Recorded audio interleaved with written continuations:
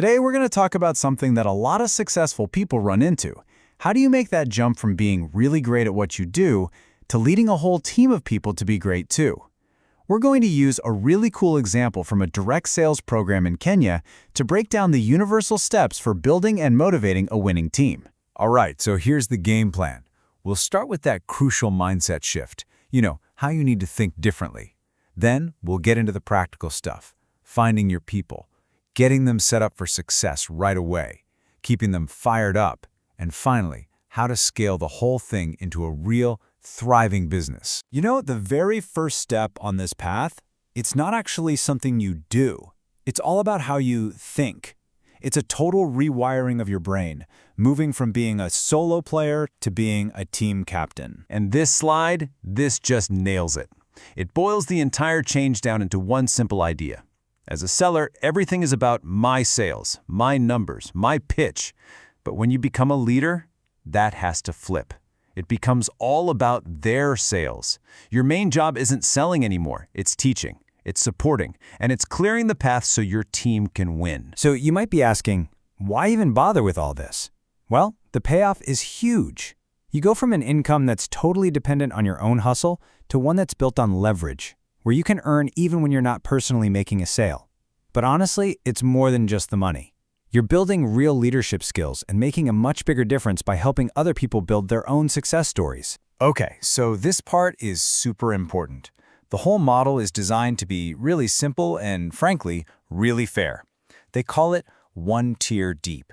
That means all your success, all your commission is tied directly to the people you personally brought on board.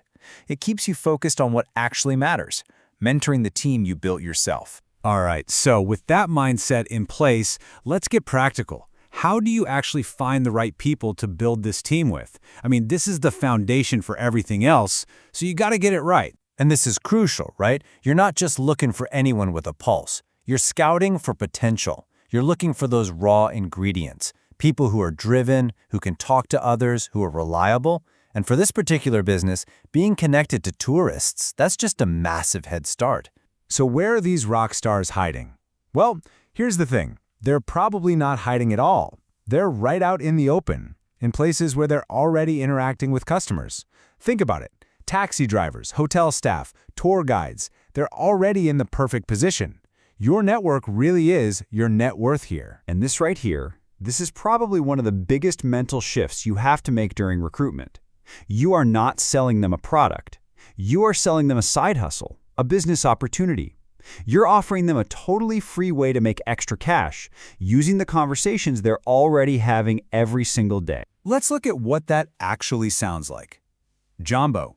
It's friendly. I see you interact with tourists. You're showing you've noticed them. Do they ever ask about internet? You're identifying a need.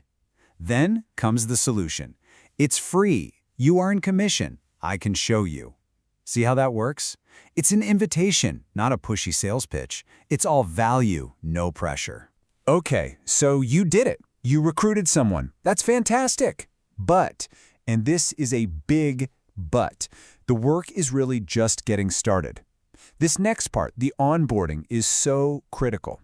A good start can make all the difference between someone who's fired up and someone who fizzles out in a week. And having a simple checklist like this, it's a game changer. Because it's all about one thing, getting that new person their first win and getting it fast. You welcome them, you show them the tools, you get them trained, you help them plan their first move, and you let them know you've got their back. We all know that success breeds confidence, and confidence breeds more success. That first sale is everything. So, your team is up and running. They're making sales. Now what? Well, your job changes again. It's not about the setup anymore. Now, it's all about keeping that fire going for the long haul. It's about sustaining the momentum. And this brings up a huge question, maybe the biggest challenge of all in this kind of setup. You don't have the usual tools, right?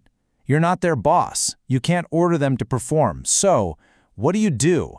What levers can you actually pull to keep them motivated? Well, the answer is you have to use something way more powerful than authority. Motivation here comes from genuine support. It's about celebrating every single win, no matter how small. It's about creating a little community where people feel they belong. And, maybe most importantly, you have to keep leading from the front. If they see you're still in the trenches, making sales and succeeding, that's the best motivation there is. I mean, just look at this. It's so simple, isn't it? But think about how it feels to get that message. That one little text, it tells them, I see you, and what you're doing is awesome. That small act of recognition builds a rock-solid, supportive relationship. And that's going to be way more effective than any order from a boss ever could be. All right, let's take it to the next level. We've talked about building a team. Now let's talk about building a business. This is where you really make the shift from just being a manager to being a true entrepreneur with a long-term vision. So, to really scale up, you have to stop doing everything one-on-one. You have to build systems.